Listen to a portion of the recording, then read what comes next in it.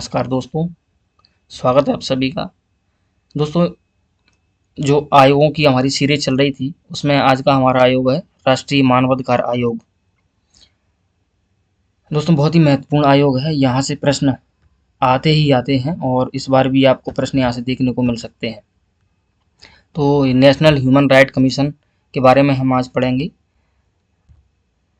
दोस्तों, जो राष्ट्रीय मानवाधिकार आयोग है, इसका जो गठन है, सबसे महत्वपूर्ण लाइन तो यही है कि इसका गठन कब किया गया था। सीधा पूछा जा सकता है आपसे, राष्ट्रीय मानवाधिकार आयोग का गठन कब किया गया था।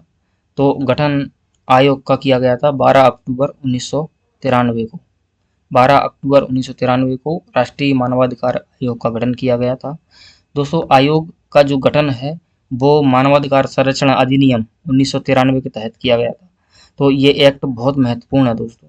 सीधा आपसे पूछा जाएगा कि किस अधिनियम के तहत राष्ट्रीय मानवाधिकार आयोग का गठन किया गया था। तो राष्ट्रीय मानवाधिकार आयोग का गठन मानवाधिकार संरक्षण अधिनियम 1993 के तहत किया गया था और इसकी जो धारा 3 थी, धारा 3 आयोग के गठन का प्रावधान करती है। राष्ट्रीय मानवाधिकार आयोग का गठन मानवाधिकार संरक्षण अधिनियम की धारा 3 के तहत किया गया है। हालांकि मैंने इसकी जो महत्वपूर्ण धाराएं हैं मैंने पीछे कवर की हैं, अभी हम उन पर चर्चा करेंगे। जैसे मैंने यहाँ लिखी हैं, ये सारी धाराएं यहाँ पर लिखी हुई हैं। जो महत्वपूर्ण धाराएं हैं उनको हम अभी देखने वाले हैं। तो अभी हम यहाँ पर देख रहे हैं कि 12 अक्टूबर को 1993 में राष्ट्रीय मानवाधिकार आयोग का गठन किया गया था। और एक लाइन यहाँ पर लिखी है, भारत ने संयुक्त राष्ट्र संघ मानवाधिकारों की सार्वभौमिक घोषणा पत्र पर हस्ताक्षर किए हैं। इसको आप याद रख लेना। इसके अलावा संसदीय विधि के तहत इसकी गठन किया गया है। तो इसकी जो प्रकृति है, तो मानवाधिकार आयोग की जो प्रकृति है दोस्तों, ये एक सांविधिक आयोग है। कैसा आयोग है दोस्तों? सांविधिक आयोग। तो सांविधिक आयोग कहें या इंग्लिश में हम कहें स्टैच्यूटरी बॉडी, यानी कि एक सांविधिक निकाय है या एक विधिक निकाय है या एक कानूनी संस्था है। ठीक है, तो इंग्लिश वर्ड आप ज़्यादातर यूज किया करें। इसमें स्टैच्यूटरी बॉडी के बारे में अगर लिखा है तो स्टैच्यूटरी बॉडी सही माना जाएगा। इसके बाद हम देखते हैं मानवाधिकार क्या होते हैं। ये बहुत महत्वपूर्ण प्रश्न यहाँ से बन जाता है।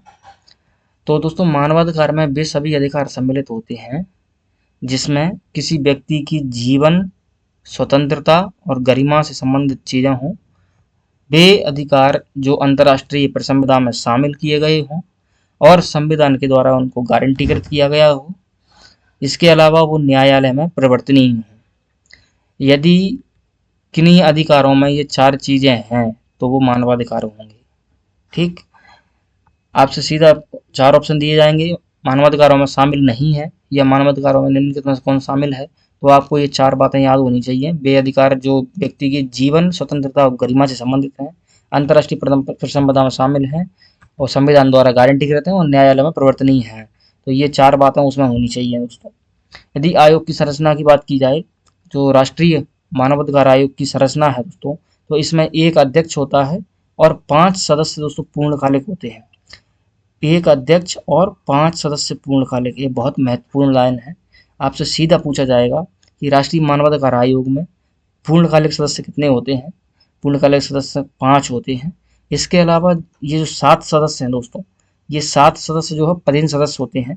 ये पदेन सदस्य ऐसे सदस्य होते हैं जो ये 7 यहाँ पर पदेन सदस्य लिखे हुए हैं। तो ये राष्ट्रीय अल्पसंख्यक आयोग, महिला आयोग, अनुसूचित जाति आयोग, जनजाति आयोग, इन सब जो आयोगों के अध्यक्ष हैं, ये जो मैंने 7 आयोग यहाँ पर लिखे हुए हैं, इनके जो अध्यक्ष होते हैं वो मानवाधिकार आयोग के पदेन सदस्य ऑटोमेटिकली माने जाते हैं। इसलिए यहाँ पर लिखा है कि पदेन सदस्य। तो आपसे ऐसा पूछा जाएगा कि राष्ट्रीय मानवाधिकार आयोग में पदेन सदस्यों की संख्या कितनी है। तो पदेन सदस्य 7 होते हैं। और आपको ये भी पता होना चाहिए कि जो 7 सदस्य हैं वो कौन कौन से होते हैं। तो ये मैंने यहाँ पर लिखे हुए हैं। अल्पसंख्यक आयोग का अध्यक्ष, महिला आयोग का अध्यक्ष, अनुसूचित जाति आयोग का अध्यक्ष, जनजाति आयोग का अध्यक्ष, पिछड़ा वर्ग आयोग का अध्यक्ष, बाल अधिकार संरक्षण आयोग का अध्यक्ष और विकलांग व्यक्तियों के संरक्षण हेतु जो आयुक्त हैं वो भी इसके सदस्य माने जाएंगे। तो ये 7 व्यक्ति आपको पता होना चाहिए, इसके पदेन सदस्य होते हैं। आयोग का दोस्तों जो कार्यकाल है या इसकी जो अवधि है वो 3 वर्ष और 70 वर्ष की आयु मानी जाती है। दोस्तों ये इम्पोर्टेंट है, यहाँ पे 70 वर्ष लिखा हुआ है, जबकि हमने इससे पहले महिला आयोग को पढ़ा था तो वहाँ पे 3 वर्ष 65 वर्ष था। लेकिन जो मानवाधिकार आयोग है दोस्तों, इसमें 3 वर्ष या 70 वर्ष की आयु तक यहाँ पे जो अध्यक्ष और सदस्य हैं वो काम करेंगे। तो जो भी पहले पूरा होगा उनके हिसाब से उनकी यहाँ पर पदावधि देखी जाएगी। आयोग के अध्यक्ष सदस्य पुनर्नियुक्ति के लिए पात्र होंगे, यानी कि ये जो पुनर्नियुक्ति के लिए जो पात्रता है ये केवल 3 वर्ष तक की अवधि वाले में है। जैसे कि यदि उनकी आयु 70 वर्ष पूरी हो जाती है उसके बाद वो पुनर्नियुक्ति के पात्र नहीं होंगे, क्योंकि 70 वर्ष की अधिकतम आयु होती है जब तक कोई व्यक्ति अध्यक्ष सदस्य के लिए कार्य कर सकता है। सदस्य और अध्यक्ष सदस्यों की नियुक्ति के बारे में बात की जाए तो चूंकि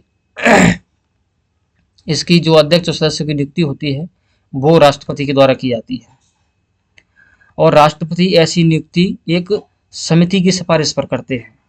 ये जो समिति होती है इस समिति की सिफारिश पर ही राष्ट्रपति राष्ट्रीय मानवाधिकार आयोग की सदस्यों की ये और अध्यक्षों की जो अध्यक्ष और सदस्यों की नियुक्ति करते हैं। ये जो समिति होती है ये समिति में 6 सदस्य होते हैं। ये भी आपसे पूछा जा सकता है कि जो नियुक्ति समिति है मानवाधिकार आयोग की उसमें कितने सदस्य होते हैं, तो दोस्तों 6 सदस्य होते हैं। और इसका जो समिति का अध्यक्ष होता है ये प्रधानमंत्री इसके अध्यक्ष होते हैं। केंद्रीय गृह मंत्री, लोकसभा में विपक्ष का नेता और राज्यसभा में विपक्ष का नेता, लोकसभा अध्यक्ष और राज्यसभा के उपसभापति, ये 5 इसके सदस्य होते हैं। दोस्तों यहाँ पर महत्वपूर्ण बात जो है ध्यान देने योग्य है वो ये है कि राज्यसभा का इसमें उपसभापति शामिल होता है, ना कि सभापति, क्योंकि जो राज्यसभा के सभापति होते हैं वो तो भारत के उपराष्ट्रपति होते हैं। जो सभापति होते हैं वो भारत के क्या होते हैं, उपराष्ट्रपति होते हैं, वो इसमें बिल्कुल भी शामिल नहीं होते। और ऑप्शन में आपको यही लिखा मिलेगा वहां पे कि निम्नलिखित में से कौन जो नियुक्ति समिति है मानवाधिकार आयोग की उसके सदस्य नहीं होते हैं, तो उसमें सभापति इसके सदस्य नहीं होते हैं। आपको याद रखना विशेष रूप से ये सभापति वहां पे उपसभापति दिखाई देंगे और एग्जाम में ये उपसभापति सभापति दिखाई देता है और इसी से हमारा प्रश्न जो है उत्तर गलत हो जाता है। तो यहाँ पे गृह मंत्री इसमें सदस्य होंगे और विपक्ष के नेता हमारे दोनों सदनों के, लोकसभा में विपक्ष के नेता शामिल करेंगे हम, वो विपक्ष के जो विपक्ष के नेता हैं राज्यसभा में वो भी इसमें शामिल होंगे। लोकसभा के अध्यक्ष होंगे लेकिन राज्यसभा के उपसभापति होंगे। यहाँ पर राज्यसभा के सभापति को की करने की भूल बिल्कुल भी मत करना आप। तो चलिए आगे बढ़ते हैं।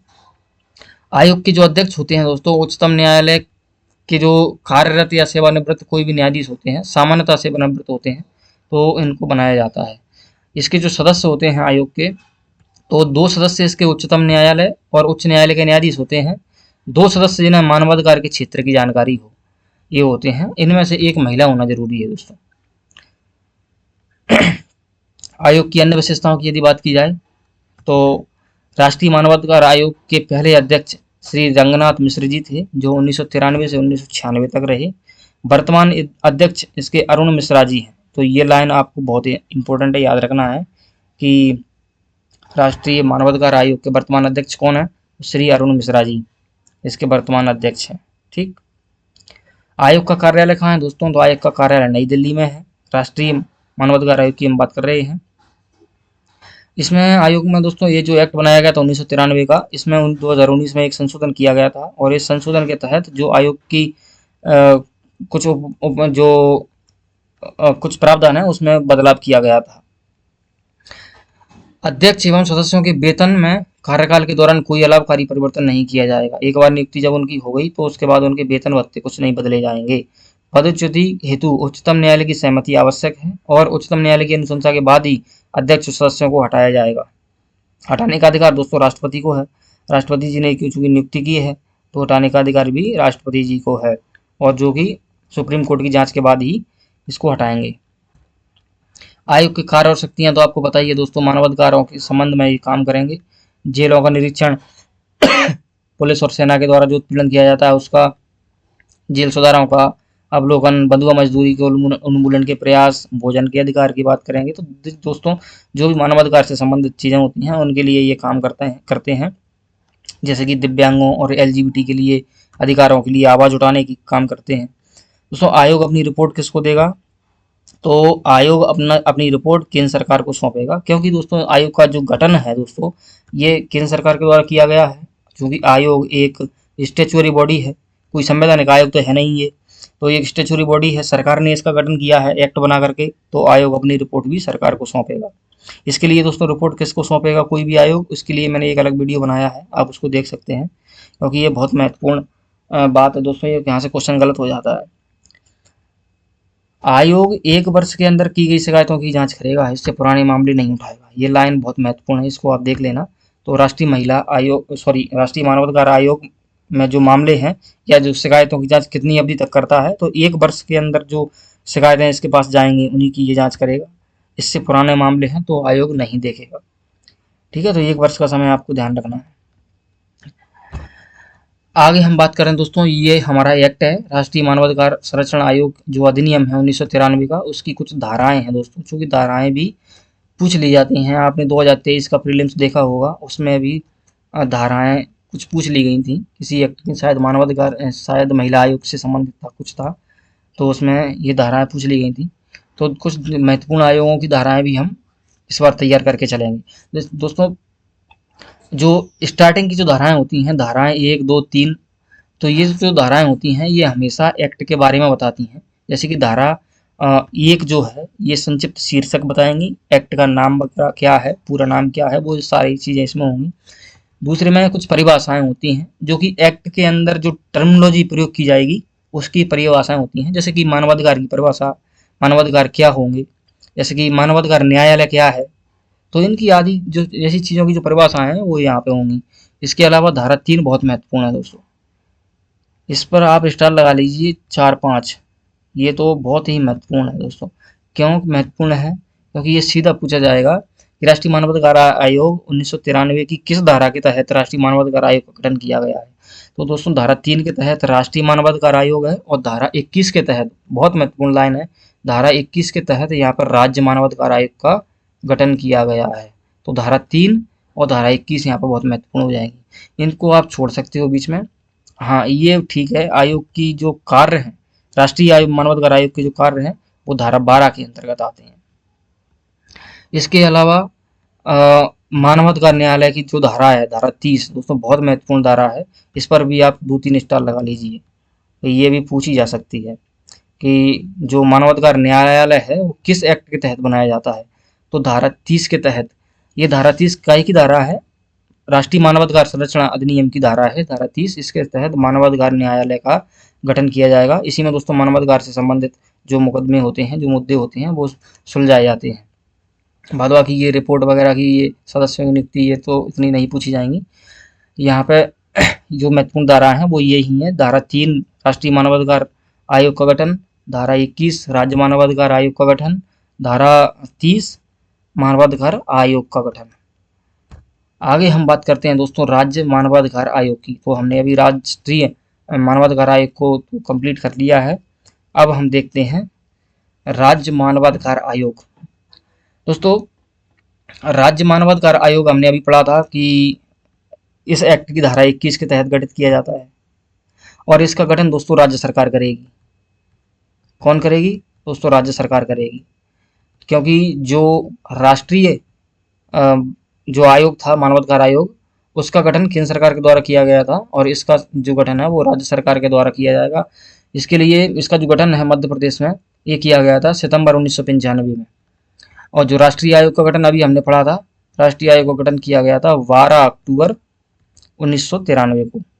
ठीक, तो ये जो डेट है आपको याद रखना है, 12 अक्टूबर 1993 को हमने राष्ट्रीय वाला गठित किया था, और सितंबर 1995 में हमने मध्य प्रदेश का ये राज्य का गठन किया था। ठीक है, इसकी संरचना दोस्तों 3 सदस्यीय संरचना है राज्य में। एक अध्यक्ष होता है दोस्तों और 2 सदस्य होते हैं, जबकि जो हमने केंद्र में पढ़ा था, केंद्र में एक अध्यक्ष और 5 सदस्य पूर्णकालिक और 7 सदस्य इसके पदेन होते हैं। यहाँ पे टोटल यदि देखा जाए तो ये 13 सदस्यीय आयोग बन जाता है, क्योंकि 7 और 5 12 ये हो गए और एक ये, तो 13 सदस्यीय होता है। लेकिन ये टोटल नहीं पूछेगा आपसे, आपसे लिखा आएगा ऑप्शन में एक अध्यक्ष 5 सदस्य पूर्णकालिक, इस तरह से।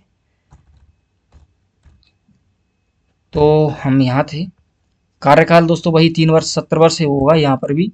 जो राष्ट्रीय वाले का है वो यहाँ पर भी होगा। अध्यक्ष उच्च न्यायालय के सेवानिवृत्त न्यायाधीश होते हैं। सदस्य उच्च न्यायालय का कोई भी न्यायाधीश होगा। नियुक्ति दोस्तों यहाँ पर राज्यपाल के द्वारा की जाएगी। जो राष्ट्रीय आयोग था उसमें नियुक्ति राष्ट्रपति जी कर रहे थे, और यहाँ पर नियुक्ति कौन करेंगे? राज्यपाल जी करेंगे। और राज्यपाल नियुक्ति करते हैं तो इनके लिए भी एक समिति बनाई जाती है सिफारिश के लिए, और जो ये जो समिति बनती है, इस समिति के जो अध्यक्ष होते हैं वो मुख्यमंत्री जी होते हैं। अब जबकि हमने राष्ट्रीय वाले में पढ़ा था अभी, जो 6 सदस्यीय समिति बनती थी उसके अध्यक्ष प्रधानमंत्री जी थे। जो राष्ट्रीय आयोग के लिए ये राज्य आयोग है, इसमें सेम वही रहता है। इसके जो अध्यक्ष होंगे वो मुख्यमंत्री होंगे, राज्य का गृह मंत्री इसमें शामिल होगा, विधानसभा के अध्यक्ष शामिल होंगे, और विधानसभा के विपक्ष के नेता शामिल होंगे। चूंकि मध्य प्रदेश में विधान परिषद है नहीं, तो इसमें हम जो उसके सभापति वगैरह, उपसभापति वगैरह, सभापति, उनको हम शामिल यहाँ पर नहीं करते हैं। चूंकि मध्य प्रदेश में विधानसभा या एक सदनीय विधानमंडल है, इसलिए यहाँ पर केवल मुख्यमंत्री, इसके अध्यक्ष, और गृह मंत्री, विधानसभा अध्यक्ष और विपक्ष के नेता इसमें शामिल होंगे। ठीक, तो ये आपको याद रखना है दोस्तों, ये अच्छे से याद रख लेना आप, क्योंकि ये क्वेश्चन यहीं से बनते हैं। आयोग के सदस्यों और अध्यक्षों की नियुक्ति राज्यपाल के द्वारा की जाएगी, लेकिन हटाने का अधिकार केवल राष्ट्रपति जी को ही है, ना कि राज्यपाल को। अब यहाँ पे हटाने का अधिकार इनको राष्ट्रपति जी को दिया गया है, क्योंकि आयोग को थोड़ा मजबूत किया गया है। तो इसलिए चूंकि मानवाधिकार आयोग है और ये थोड़ी मजबूती के साथ काम कर सके, इसलिए हटाने का अधिकार जो है राष्ट्रपति जी को दिया गया है। हटाने का अधिकार वही होगा जो राष्ट्रीय मानवाधिकार आयोग के सदस्यों का है। रिपोर्ट आयोग अपनी राज्य सरकार को सौंपता है, क्योंकि आयोग का गठन भी राज्य सरकार ने किया है धारा 21 के तहत। तो आयोग अपनी रिपोर्ट किसको देगा? राज्य सरकार को। अब बात करते हैं हम मानवाधिकार न्यायालय की। अभी हमने पढ़ा था कि जो मानवाधिकार न्यायालय होता है, ये मानवाधिकार संरक्षण अधिनियम 1993 की धारा 30 के तहत इसकी स्थापना की जाती है। देश में प्रत्येक जिले में मानवाधिकारों के उल्लंघन से संबंधित मामलों के शीघ्र निस्तारण के लिए मानवाधिकार न्यायालय की स्थापना का प्रावधान करता है। ठीक, इस प्रकार के न्यायालय की स्थापना राज्य सरकार के द्वारा की जाएगी। बहुत महत्वपूर्ण लाइन है दोस्तों, कि मानवाधिकार न्यायालय की स्थापना राज्य सरकारें करेंगी, उच्च न्यायालय के मुख्य न्यायाधीश की सलाह पर। ठीक, यहाँ पे केवल इतना इम्पोर्टेंट है कि मानवाधिकार न्यायालय की का जो गठन है किस धारा के तहत किया गया? 30 धारा के तहत। गठन कौन करेगा? राज्य सरकारें करेंगी। प्रत्येक न्यायालय में राज्य सरकार का एक जो लोक अभियोजक होगा, एक विशेष लोक अभियोजक, ये अभियोजन लिखा है यहाँ पे, अभियोजन नहीं है, ये अभियोजक है। अभियोजक वह व्यक्ति है जो मामलों का संचालन करेगा। ठीक, आयोग इसमें जो वेतन भत्ते होंगे मानवाधिकार न्यायालय के, वो सब राज्य सरकार तय करेगी। सब कुछ क्या करेगी यहाँ पर? राज्य सरकार, क्योंकि आयोग का गठन किसने किया है? राज्य सरकार ने किया है। तो दोस्तों, इस तरह से ये हमारा ह्यूमन राइट कमीशन कंप्लीट होता है। उम्मीद करता हूँ आपको वीडियो पसंद आई होगी। तो दोस्तों, इस वीडियो में इतना ही। मिलते हैं किसी नेक्स्ट वीडियो में। जब तक के लिए नमस्कार, जय श्री राम।